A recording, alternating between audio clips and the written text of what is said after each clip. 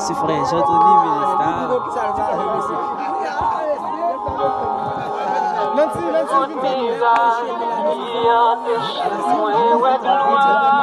Avec frère Ministar Jean-Tony.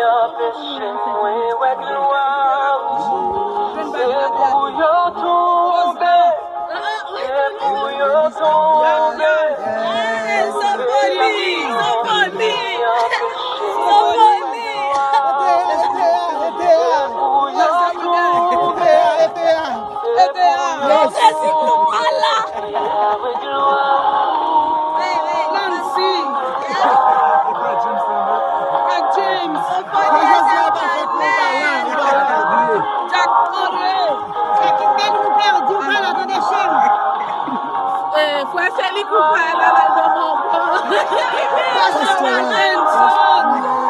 Deixa eu ir lá vir uma bagaiô, pede, papo bem. Ah oui, frère Jean-Tony.